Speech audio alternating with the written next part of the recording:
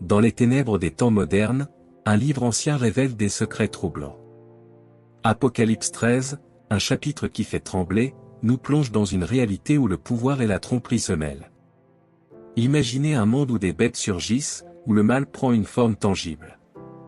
Que se passe-t-il lorsque le symbole du 666 devient le sceau de l'autorité?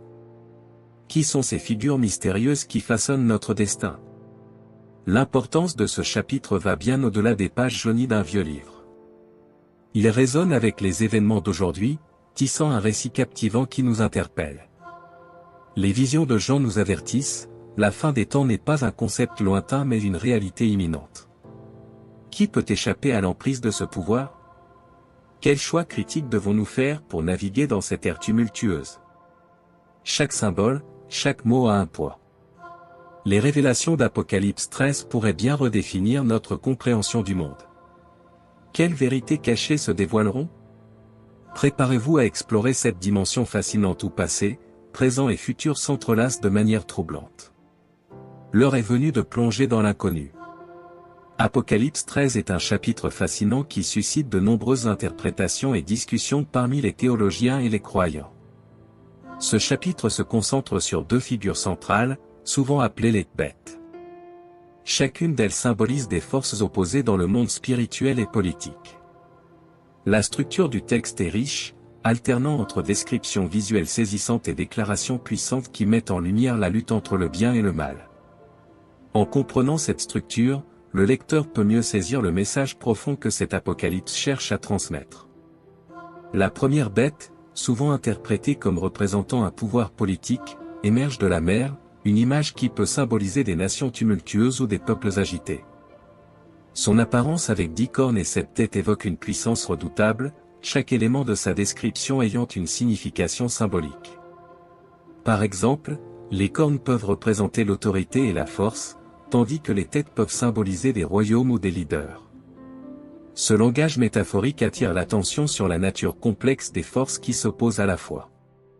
La deuxième bête émerge de la terre, suggérant une origine plus locale ou spirituelle en contraste avec la première bête. Son rôle principal est d'inciter les gens à adorer la première bête, créant ainsi un lien entre le pouvoir politique et la religion. Cette dynamique soulève des questions essentielles sur la manière dont le pouvoir peut influencer la foi et vice-versa. L'adhésion à la première bête est souvent présentée comme une question de survie, mettant les croyants dans une position délicate. Le numéro 666, souvent appelé le « nombre de la bête », est un autre aspect crucial d'Apocalypse 13. Ce nombre a suscité des débats intenses et diverses interprétations à travers l'histoire. Certaines traditions l'interprètent comme un symbole de l'imperfection, tandis que d'autres le relient à des figures historiques spécifiques comme l'empereur romain Néron. Cette ambiguïté contribue à la richesse du texte et encourage une réflexion plus profonde sur la nature du mal et des forces opposées à Dieu. Avant de commencer avec le contenu d'aujourd'hui, j'aimerais vous demander un petit service. Si vous appréciez nos vidéos et souhaitez continuer à voir plus de contenu passionnant, nous vous invitons à liker cette vidéo et à vous abonner à notre chaîne. C'est le meilleur moyen de nous soutenir et de rester informé de toutes les nouvelles histoires et vidéos que nous partageons. N'oubliez pas d'activer la cloche de notification pour ne manquer aucune vidéo. Merci de faire partie de notre communauté et maintenant, profitez de la vidéo. Le concept d'adoration à la bête est central dans ce chapitre. Les conséquences de cette adoration sont sévères pour les croyants, qui sont appelés à rester fermes dans leur foi. Cette tension entre la pression sociale pour se conformer et la fidélité à Dieu est un thème récurrent dans les Écritures. Les croyants doivent naviguer dans un monde où la foi est souvent contestée, et Apocalypse 13 les exhorte à résister aux tentations même face à des conséquences graves. La première bête d'Apocalypse 13 est souvent considérée comme le symbole d'un pouvoir oppressif. Sa description évoque des images de force et de domination, ce qui amène les lecteurs à réfléchir sur les implications de l'autorité dans leur propre vie. En identifiant cette bête, il est essentiel de considérer non seulement son contexte historique mais aussi ses résonances contemporaines. De nombreux analystes voient dans cette bête une représentation des gouvernements tyranniques qui s'opposent à la foi chrétienne, illustrant ainsi le conflit entre le royaume de Dieu et les royaumes terrestres. Les caractéristiques spécifiques de la première bête, telles que ses cornes et ses têtes, méritent une attention particulière. Les 10 cornes peuvent symboliser des royaumes ou des puissances qui se liguent pour s'opposer à Dieu. Les 7 têtes peuvent représenter différents aspects de la sagesse ou de la connaissance humaine souvent pervertis par l'orgueil. En déchiffrant ces symboles, les lecteurs sont invités à réfléchir sur la nature du pouvoir et la manière dont il peut être utilisé à des fins égoïstes. Un autre aspect fascinant de la première bête est son lien avec l'adoration. Elle est décrite comme recevant une grande autorité et suscitant l'admiration des nations. Ce phénomène d'adoration peut être interprété comme une mise en garde contre le culte des idoles modernes, qu'elles soient politiques, économiques ou même technologiques. Les croyants sont ainsi rappelés à la nécessité de garder leur foi centrée sur Dieu plutôt que de se laisser séduire par des figures charismatiques qui pourraient les éloigner de leur véritable vocation. Les implications de la première bête ne se limitent pas à une simple identification historique. Elles invitent également à une réflexion sur la manière dont l'esprit de la première bête peut se manifester dans le monde actuel. Par exemple, les idéologies qui cherchent à remplacer la foi par des doctrines séculières ou matérialistes peuvent être considérées comme des manifestations de cette bête. Cette perspective encourage les croyants à rester vigilants face aux influences culturelles qui pourraient les détourner de leur engagement spirituel. La deuxième bête d'Apocalypse 13 joue un rôle crucial dans le récit apocalyptique. Elle émerge de la terre, ce qui suggère une origine plus spirituelle ou locale par rapport à la première bête. Son apparence ressemblant à un agneau mais parlant comme un dragon en dit long sur sa nature trompeuse. Cette dualité met en lumière le danger des faux prophètes et des leaders religieux qui prétendent agir au nom de Dieu tout en servant des intérêts opposés. Une des fonctions principales de la deuxième bête est d'inciter à l'adoration de la première bête. Cela soulève des questions importantes sur la manière dont la foi peut être manipulée pour servir des agendas personnels ou politiques. Les croyants sont mis en garde contre les influences qui pourraient les pousser à adorer des figures ou des idéologies qui ne sont pas en accord avec l'enseignement de Christ. Cette dynamique de manipulation est particulièrement pertinente dans le contexte actuel, où de nombreuses voix cherchent à détourner l'attention des vérités fondamentales de la foi chrétienne. La deuxième bête est également associée à des miracles et des signes, ce qui renforce son pouvoir d'attraction. Ces manifestations peuvent créer une illusion de légitimité, rendant la distinction entre le vrai et le faux plus difficile pour les croyants.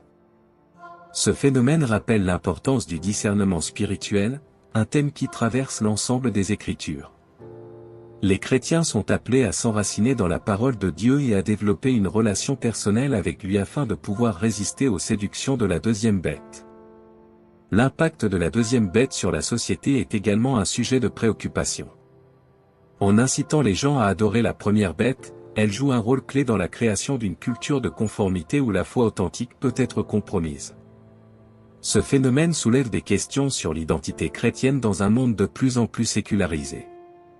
Les croyants doivent naviguer dans des environnements qui peuvent sembler hostiles à leur foi tout en maintenant leur engagement envers Dieu. La deuxième bête d'Apocalypse 13 est un symbole de tromperie et de manipulation spirituelle.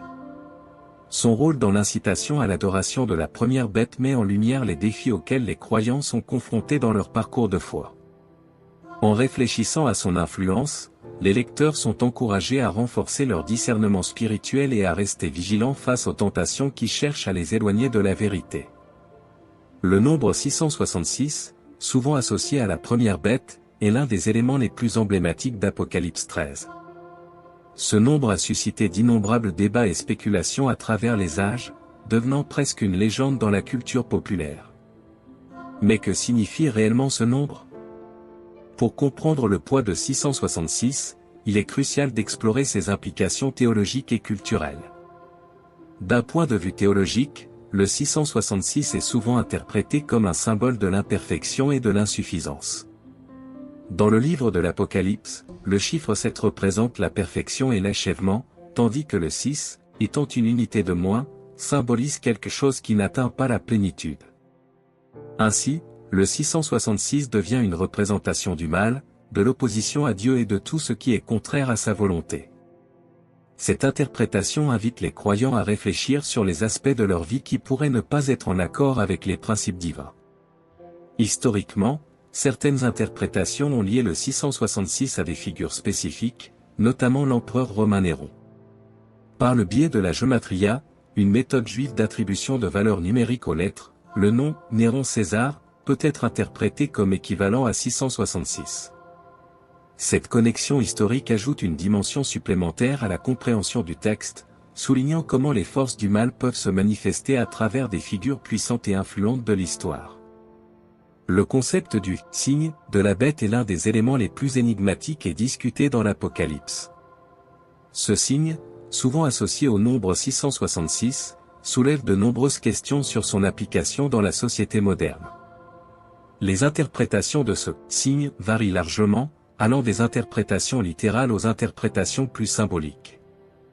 Pour beaucoup, le marquage de la bête représente une allégeance obligatoire à un système qui s'oppose à Dieu, et ce défi est particulièrement pertinent dans le contexte contemporain où les choix éthiques et moraux sont souvent mis à l'épreuve. Plusieurs théologiens et chercheurs ont proposé différentes idées sur la nature du marquage. Certains considèrent qu'il pourrait s'agir d'une marque physique, tandis que d'autres soutiennent qu'il s'agit d'une métaphore pour désigner un engagement spirituel ou moral envers des valeurs contraires à l'enseignement chrétien. Cette diversité d'interprétations conduit à un débat continu sur la manière dont les croyants doivent naviguer dans un monde où des compromis peuvent sembler inévitables. Dans le contexte actuel, le marquage de la bête peut également être interprété à travers le prisme de la technologie et des systèmes de contrôle social. Avec l'essor des technologies numériques et des systèmes de surveillance, certains voient des parallèles troublants avec les avertissements bibliques. Cela soulève des préoccupations sur la manière dont la société moderne pourrait imposer des normes qui obligent les individus à renoncer à leurs convictions spirituelles au profit d'une conformité sociale ou économique. Il est également important de considérer les implications religieuses et éthiques de ce marquage. Pour les croyants, le choix de ne pas se conformer à ce système peut engendrer des conséquences graves, y compris l'isolement social, la persécution ou même la violence. Ce dilemme met en lumière la nécessité d'une forte conviction personnelle et d'une communauté de foi solidaire pour affronter ces défis. La persécution des saints est un thème central dans les récits apocalyptiques, en particulier dans le livre de l'Apocalypse. Ce passage souligne les épreuves et les souffrances que les croyants peuvent rencontrer en raison de leur foi. La persécution est souvent présentée comme un test de foi et de résilience. Les saints, en tant que fidèles, sont appelés à rester fermes dans leurs convictions même face à l'adversité. Ce concept de persécution n'est pas seulement une réalité historique mais aussi une mise en garde pour les croyants contemporains. Les récits de persécution dans les Écritures ne se limitent pas à des souffrances physiques mais englobent également des luttes spirituelles. Les saints, en étant ciblés pour leur foi, doivent naviguer à travers des défis qui mettent à l'épreuve leur engagement envers Dieu. Cela peut se manifester par des tentations de renoncer à leurs croyances ou de se conformer aux normes du monde. Ainsi, la persécution devient un moyen de purification et de sanctification où les croyants sont appelés à démontrer leur fidélité à travers l'épreuve. Il est intéressant de noter que la persécution des saints est souvent accompagnée de promesses divines. Les Écritures rassurent les fidèles que malgré les souffrances, Dieu reste présent et actif dans leur vie. Cette assurance est cruciale pour ceux qui traversent des moments difficiles, leur offrant espoir et force. Les saints peuvent trouver réconfort dans la conviction que leurs souffrances ne sont pas vaines mais qu'elles contribuent à un plan divin plus vaste. L'étude des interprétations historiques d'Apocalypse 13 révèle un paysage riche et diversifié de perspectives théologiques. Au fil des siècles, différentes écoles de pensée ont émergé, chacune offrant une vision unique sur la signification des textes apocalyptiques. Parmi celles-ci, les visions prémillénaristes et postmillénaristes se distinguent par leur compréhension divergente des événements eschatologiques et de leur impact sur l'Église et le monde. Les prémillénaristes, par exemple, soutiennent que le retour du Christ précédera un règne de 1000 ans sur terre, période durant laquelle les croyants seront délivrés de la persécution et des épreuves. Cette vision met l'accent sur l'imminence du retour de Jésus et la nécessité de vivre dans l'attente active de cet événement. Pour les prémillénaristes, l'Apocalypse 13 est souvent interprété comme un avertissement sur les dangers d'une société qui s'éloigne de Dieu, ainsi qu'une exhortation à la fidélité malgré les défis. D'un autre côté, les postmillénaristes adoptent une approche différente, croyant que le règne de Christ s'établira progressivement à travers l'évangélisation et la transformation de la société. Dans cette perspective, les événements décrits dans l'Apocalypse sont souvent interprétés comme des symboles de lutte spirituelle plutôt que comme des prédictions littérales d'événements futurs. Cela conduit à une vision d'espoir et de progrès où l'Église joue un rôle actif dans l'édification du royaume de Dieu sur terre. Ces interprétations historiques ont des implications profondes pour la manière dont les croyants vivent leur foi aujourd'hui. Les visions prémillénaristes peuvent inciter à une vigilance accrue et à une préparation spirituelle pour les temps à venir, tandis que les perspectives post-millénaristes encouragent l'engagement social et l'action dans le monde présent. Cette diversité d'interprétations souligne la richesse de la tradition chrétienne et la profondeur des enseignements apocalyptiques. Apocalypse 13, en tant que texte apocalyptique, soulève des questions éthiques et morales importantes pour les chrétiens contemporains. La vision des deux bêtes et de l'adoration qui leur est due invite à une réflexion sur la loyauté, la soumission et les compromis que les croyants peuvent être amenés à faire dans leur vie quotidienne. À l'ère moderne, où les valeurs chrétiennes sont souvent mises à l'épreuve par des idéologies contraires, il est crucial d'examiner comment ces enseignements peuvent guider les décisions éthiques des individus. L'un des principaux enseignements d'Apocalypse 13 est la notion de fidélité à Dieu face à la pression sociale. Les croyants sont appelés à résister à l'adoration des bêtes, symbolisant les systèmes et autorités qui s'opposent à Dieu. Cette résistance peut se manifester dans des choix éthiques comme le refus de participer à des pratiques commerciales immorales ou à des comportements qui compromettent leur foi. En ce sens, les enseignements de ce chapitre encouragent une conscience morale qui privilégie l'intégrité personnelle et spirituelle. De plus, l'Apocalypse 13 met en lumière le concept de justice divine. Dans un monde où le mal semble prospérer, ce texte rappelle aux croyants que la victoire finale appartient à Dieu. Cela peut influencer la manière dont les chrétiens perçoivent les injustices sociales et les luttes éthiques. Au lieu de céder au désespoir, ils sont encouragés à agir de manière juste et à défendre ceux qui sont opprimés, sachant que leur fidélité sera récompensée. Les implications morales du chapitre ne se limitent pas à des actions individuelles.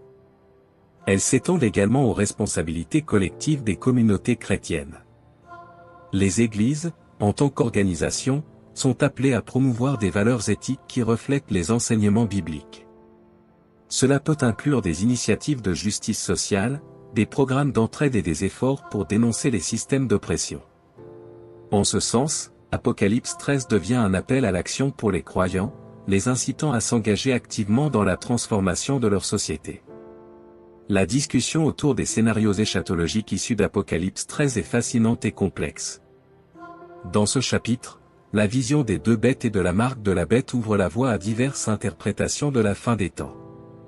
Les théologiens et les érudits ont longtemps débattu des implications de ces images, produisant une multitude de scénarios qui reflètent différentes écoles de pensée eschatologique. L'un des scénarios les plus répandus est celui du règne d'un antéchrist, souvent associé à la première bête. Selon cette interprétation, cette figure charismatique émergerait dans les derniers jours, séduisant les foules et exerçant une autorité mondiale. Les partisans de cette vision soulignent que les événements contemporains, tels que les crises politiques et les tensions internationales, pourraient être des signes avant-coureurs de ce règne. Ainsi, les croyants sont appelés à rester vigilants et à discerner les vérités spirituelles derrière les événements du monde. D'autre part, certains théologiens adoptent une perspective symbolique, considérant les bêtes comme représentant des systèmes de pouvoir et d'oppression à travers l'histoire. Selon cette approche, les scénarios eschatologiques se manifestent non seulement à la fin des temps, mais aussi dans les luttes continuelles entre le bien et le mal au fil des âges. Cette vision encourage les chrétiens à reconnaître et à résister aux injustices, indépendamment de la période historique dans laquelle ils vivent. Un autre cadre eschatologique populaire est celui du prémillénarisme, qui postule un règne de Christ sur terre avant la fin des temps. Dans ce contexte, Apocalypse 13 est vu comme une mise en garde contre les forces qui tenteront de s'opposer à ce règne. Les croyants sont ainsi encouragés à se préparer spirituellement, à fortifier leur foi et à s'engager activement dans la mission de l'Église pour préparer le retour du Christ. De plus, il existe des interprétations post-millénaristes qui envisagent un avenir où le monde sera progressivement transformé par l'Évangile avant le retour de Christ. Dans cette vision, les croyants sont appelés à jouer un rôle actif dans l'amélioration de la société, s'engageant dans des œuvres de justice et de paix. Cette perspective donne un sens d'espoir et d'optimisme, même en face des défis que présente Apocalypse 13. Le chapitre 13 de l'Apocalypse a eu un impact significatif sur la culture populaire, devenant un symbole puissant de la lutte entre le bien et le mal. Les images des bêtes et le concept de la marque de la bête ont été largement utilisés dans des films, des livres et des œuvres d'art, souvent pour évoquer des thèmes de résistance et de survie face à des forces oppressives. Cette résonance culturelle témoigne de la capacité du texte à toucher des cordes sensibles dans l'imaginaire collectif. Dans le cinéma, par exemple, des films apocalyptiques intègrent fréquemment des références à Apocalypse 13 pour créer une atmosphère de tension et de conflit moral. Les personnages se retrouvent souvent confrontés à des choix difficiles où ils doivent décider entre leur loyauté envers Dieu et leur désir de survie dans un monde hostile. Cela permet aux spectateurs d'explorer des questions éthiques complexes à travers le prisme de la fiction, tout en réfléchissant à leur propre foi et à leurs valeurs. La musique et la littérature n'échappent pas non plus à l'influence d'Apocalypse 13. De nombreux artistes empruntent des éléments du texte pour exprimer des préoccupations sociopolitiques ou spirituelles. Les paroles de certaines chansons évoquent la lutte contre des forces perçues comme oppressives, appelant à une résistance courageuse. Dans la littérature, des auteurs utilisent des allusions à la marque de la bête pour explorer des thèmes de conformité, de rébellion et de la quête d'identité dans un monde en mutation. En outre, la culture populaire utilise souvent le concept de la « marque de la bête » pour critiquer des aspects contemporains de la société, tels que la surveillance, la technologie omniprésente et le consumérisme. Dans ce contexte, le chapitre 13 devient une métaphore puissante pour les défis éthiques et spirituels auxquels les individus et les communautés sont confrontés aujourd'hui. Cette utilisation du texte biblique met en lumière la pertinence des enseignements d'Apocalypse dans le monde moderne. L'impact d'Apocalypse 13 sur les mouvements religieux contemporains est indéniable. Au fil des siècles, ce chapitre a inspiré des groupes et des sectes qui interprètent les symboles de manière littérale ou allégorique, cherchant à s'aligner sur les événements prophétiques décrits. Cette influence peut être observée dans divers mouvements qui émergent en réponse aux crises sociopolitiques et spirituelles.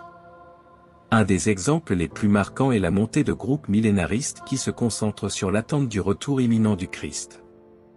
Ces mouvements se basent souvent sur des interprétations de l'Apocalypse, considérant la première bête comme une représentation des forces du mal qui doivent être combattues. Les adeptes se mobilisent autour de l'idée de préparation spirituelle, visant à se fortifier dans la foi pour affronter les défis des derniers temps. Certains mouvements religieux contemporains interprètent également la marque de la bête comme un symbole des dangers d'une société de consommation et de contrôle. Ils mettent en garde contre les technologies modernes, les systèmes politiques et économiques qui pourraient être perçus comme des outils de manipulation et d'asservissement. Ces groupes prônent un retour à des valeurs spirituelles fondamentales, cherchant à éveiller les consciences sur les dangers d'une vie centrée sur le matérialisme. Alors, que devons-nous retenir d'Apocalypse 13 dans le contexte des temps de la fin? Ce chapitre riche en symbolisme et en prophétie nous met en garde contre les dangers de l'adoration et du contrôle. Imaginez un monde où les choix individuels sont bafoués, où la liberté de croire et de s'exprimer est menacée. Cela semble-t-il familier? Le passage nous présente la bête qui surgit de la mer, symbole d'un pouvoir oppressif. Mais qu'est-ce que cela signifie pour nous aujourd'hui? En tant que croyants, nous devons être vigilants et discerner les signes des temps. Apocalypse 13 n'est pas qu'un récit ancien, c'est un appel à l'action. Que feriez-vous si vous étiez confronté à des choix impossibles? Seriez-vous prêt à défendre votre foi même face à la persécution? Réfléchissez à ces questions. Chaque décision compte, chaque geste est significatif. La fin des temps n'est pas seulement une théorie, c'est une réalité qui se dessine à l'horizon.